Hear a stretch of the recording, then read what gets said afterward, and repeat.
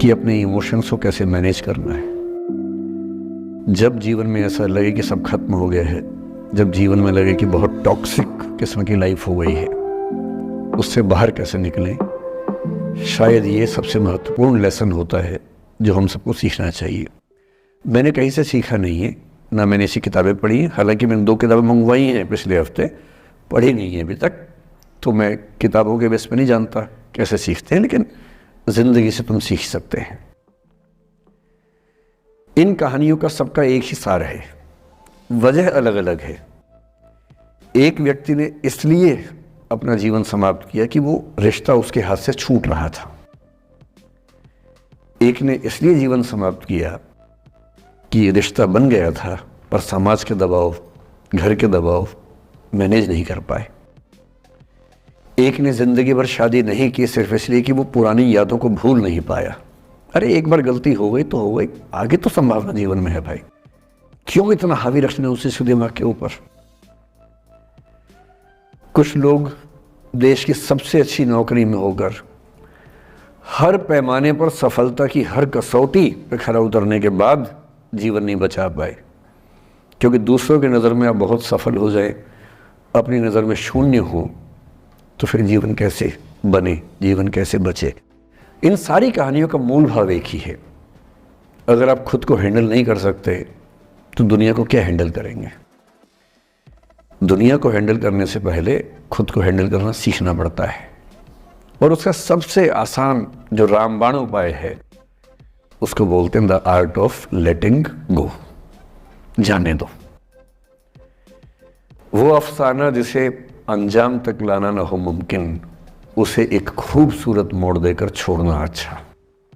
साहिर ने लिखा। प्रेम की दुनिया के बारे में साहिर से अच्छा कौन लिखेगा। तारुफ समझते हैं, तारुफ ना परिचय, इंट्रोडक्शन। कहते तारुफ रोग बन जाए तो उसको भूलना बेहतर। अरे परिचय हुआ किसी से, आपकी भाषा में इंट्रो हुआ, यही बोलते हो ना आप लोग, इंट्रो हो गया।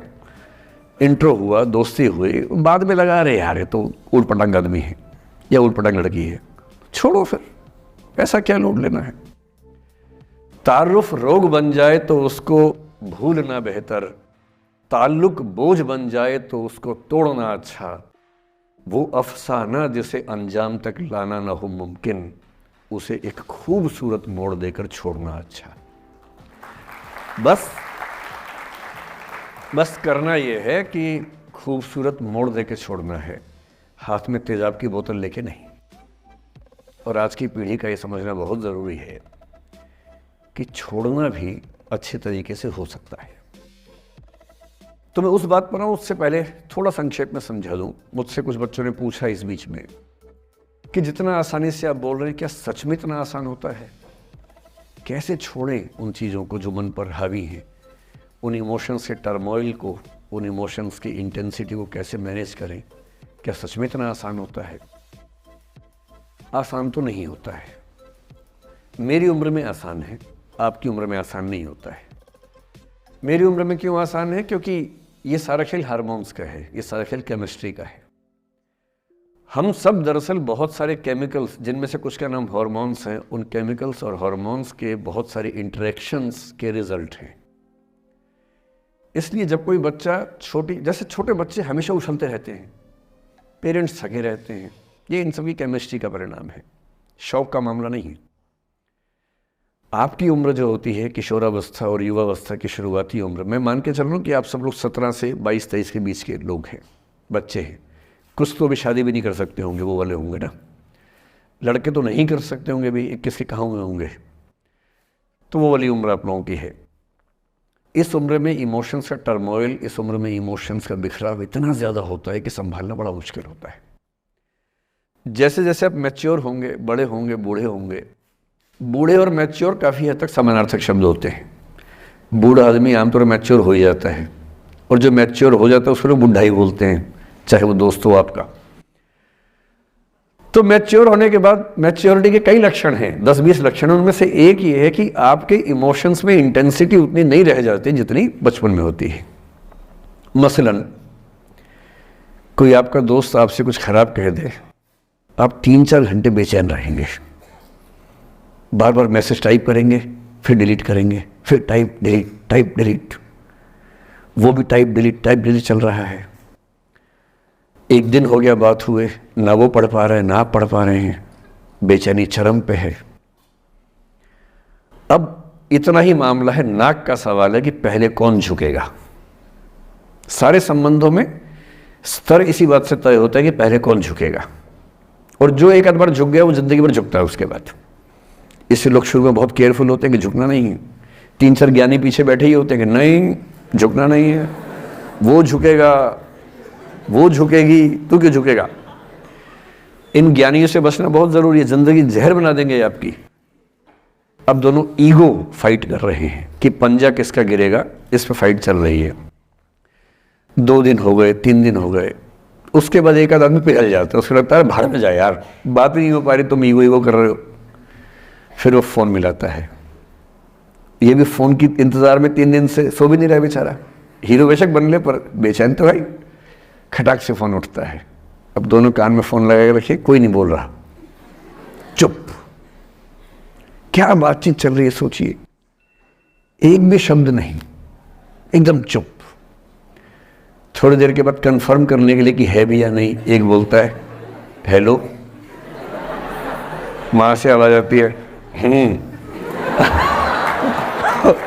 कोई एक मैं थोड़ा ऐसी जोकर टाइप की बात करता हूँ, मुझे मोटिवेशनल स्पीकर ना समझे आप लोग, मैं ऐसी हंसी मजाक ही करना आता है मुझे, वही मैं करता हूँ।